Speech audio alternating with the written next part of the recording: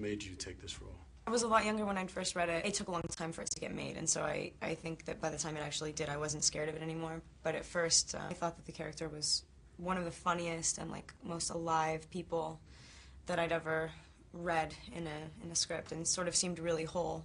And then at the same time was the most broken, sort of like detached and almost gone, like almost dead inside. Kind of like transformed yourself into this girl because you were the kind of the research you were doing, and I guess the practicing. You had bruises and so on and so forth. How intense did you go as far as getting into character for this? Well, I mean, I grew up in the Valley and like am very privileged, so I felt like as much as the script was written so well, I came to find that basically everything that I found out outside of the script was necessary for me to think that we were doing the right thing, but at the same time it was just basically verifying, like it was just like, yes, this is all very real, and it's like, okay, cool. I don't need to make Mallory's story like everybody else's or anything, or like somebody else's. And but I did do like a lot of pole dancing lessons and found that it actually like really bruises the hell out of you. I didn't wash my hair for a while. Stuff like that. Did you do some club visiting out in L.A.? Yeah, we did. It was really funny, actually. I went with Jake, the director, and our costume designer. And so it was a strange group of people to walk into a strip club in the middle of the afternoon. This guy actually offered me. I don't know. I think he thought that these were like either really messed up parents of mine or like my pimps or something, because he was like, you know, come back later if you want a job and come through the back door because I can tell you're underage. And I was like, oh my God, this is all like way too easy. That's one thing that you find fast, is that it's just so easy, and that's like it's like addictive almost. I haven't started yet. Okay. We're rehearsing in Baton Rouge. I hear there's a new villain kind of coming out to mess with you a little bit. I mean, there are a couple. There are a lot of new characters in the next one. Any you can talk about or no? Well, I mean, they haven't really been.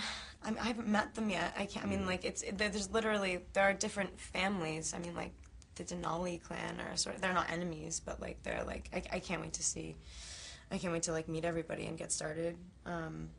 But like, to be honest, like the villains are sort of like the same villains. It's the Volturi are back. Dakota's gonna come like try to kill me again, which is gonna be fun.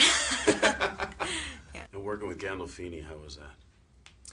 It was good. It was really good. He intimidates everybody a lot. And I think maybe just because of like the parts that we were playing, we had so much fun together. We were like Doug and Mallory. Like, I feel like I could have like swung around. Like, it was like, Jake always told us he loves The Jungle Book, and that's also like one of my favorite movies. And it's like Mowgli and Baloo. And that was sort of like what we tried to put into the movie, tried to get like that dynamic into the movie, so we had fun. I mean, I would love to write stuff and like be more involved in like the whole process. But like the more you work with really good people, the more you realize at this age that you should totally wait and get better and smarter. I'm really happy to be able to share this whole thing with so many people, which Twilight has given me the opportunity to do, because a lot of times, you know, you put everything you have into something and it goes nowhere, and that sucks. I have Twilight to thank for that. So. In dealing with all the celebrity, are you able to deal with all the rumors and all the nonsense? Everybody's matching you up with somebody. Yeah, it's fun, and like it is sort of ridiculous to know that, like, I mean, I have friends that I don't talk to for a while, and they call and ask ridiculous questions sometimes. Or like you'll have your dad say like, "What were you doing last night?" It's like, nothing. I wasn't anywhere. It's like, yes, you were. You went out last night. Like, no, I didn't. So that's a trip, but you know. What kind of crazy phone calls? I know there's the you dating Rob thing, but.